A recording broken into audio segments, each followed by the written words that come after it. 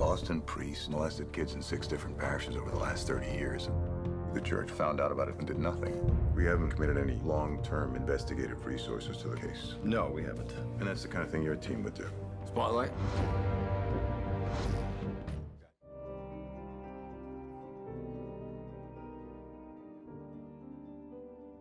So, the work that you're most well known for is the investigation of the sex abuse scandal within the Catholic Church, which was the subject of the movie Spotlight, and earned you a Pulitzer Prize for public service. How much were you involved in the making of that film? We were approached in probably late 2007, early 2008 by a pair of young Hollywood producers who told us that they thought that the Clergy Sex Abuse Project had movie potential. We thought they were kind of nuts because we felt like this is an incredibly grim topic. It's about priests molesting children. Who is going to want to watch that? And I actually thought it was a really bad idea to get involved with Hollywood because I figured all they can do is embarrass us. They're going to sensationalize and you know, it's going to be like a typical movie, in my view, or a TV show about journalism that I think often stereotypes and cliches what we do. So I was worried about all that. Truly, the only reason I agreed to participate is I was convinced the movie would never get made. And then we all of a sudden, about 2 years ago, heard there was a cast, there was a script, there was a filming schedule. They said, you know, is it okay if the actor contacts you?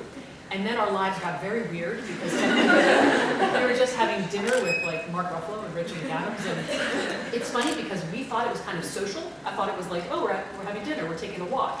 Not till we watched the movie did we realize that all that time had been researched for them. Like we were being studied and analyzed and observed. I mean, I think this movie is an incredibly authentic portrayal of how we do our jobs. And the reason I think it's so authentic is that they work with us so closely to make it that way. So we want to talk about how accurate the movie is, and is there any part of the investigation that didn't make it in the movie that you wish had? I think it's incredibly accurate. I think that, I would say they left nothing, I think they got everything in that was important. The movie covers a 5-month investigation because that's how long it took us to get to the point where we published our first story. And obviously, I mean, they had to take 5 months and compress it into 2 hours, so there's some dramatic license taken. For example, there's a scene on a golf course. In real life, that probably was a telephone conversation. But 2 hours of telephone conversations is not going to make an interesting movie. So they took appropriate dramatic license, in my view, and they took conversations, put them in restaurants, bars, golf courses. And so there's also a scene that provides some unintended comic relief when there's the AOL billboard over the Globe building. If the internet had been more prominent back when you were doing your reporting in 2001, 2002, how do you think that would have affected your work? Yeah, it's a very funny scene. They did Photoshop that in, and I think the reason they did it was to remind people this was the early era of the internet, right? I mean, we put our stories online, which of course is so basic now, but this was truly the early stages of putting your story on the web so that it had wider reach than just being on the doorsteps of people who reach it. And you and all your colleagues grew up Catholic. Do you think that affected any of your reporting? And was it intimidating to report negative information about such a powerful institution, especially in Boston? I think the fact that we had all grown up in Catholic families helped us do this story because we understood the psyche where you would have that kind of deference to the church. We really were never intimidated. I mean, we knew we were taking on a very powerful, beloved institution, but we also knew we had what was increasingly seeming like a very powerful story and that it was important to tell it. One of the moments that stands out to most viewers is the scene where your character, played by Rachel McAdams, visits a priest at his house and asks if he has molested any children in his parish, and he says yes. Is this an accurate representation of your investigation? What were you thinking at that moment?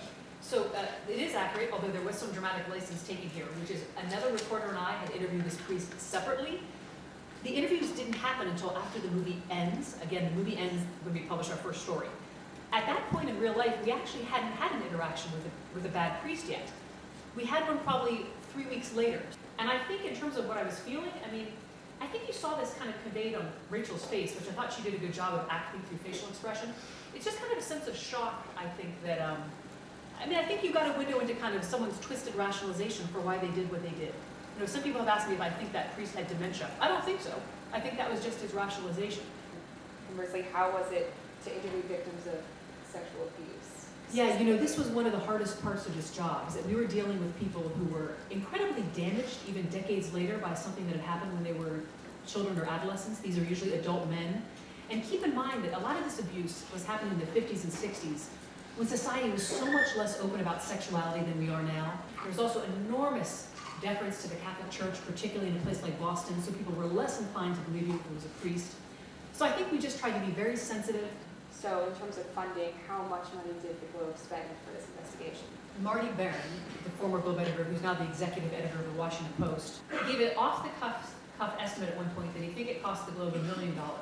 Now, I feel like that number sounds high, but I think that Marty is probably factoring in the salaries of all the reporters who worked on this for a year and a half. And speaking of the payoff of exposure, so the Globe's reporting in Boston kind of caused a chain reaction. Did you expect that reaction? Yeah, there was an incredible chain reaction. We began publishing in January and published for the next year as the story grew and grew. And probably around April of the year we published, it was almost like, you could almost see this cloud where other newspapers around the country began reporting, and all of a sudden it was popping up everywhere because people realized it's not a Boston problem, it's a system problem. And then it began international as well. I did not anticipate that. I mean, we really thought there may even be picketers or demonstrators or protesters outside the Globe. We thought there may be some backlash that people felt like the Globe was anti-Catholic. But I believe that because we showed people the documents, which as I sort of characterized earlier, made the story bulletproof, I think it's hard for there to be a blame messenger effect when you're simply showing people the documents that were the organization that you're writing about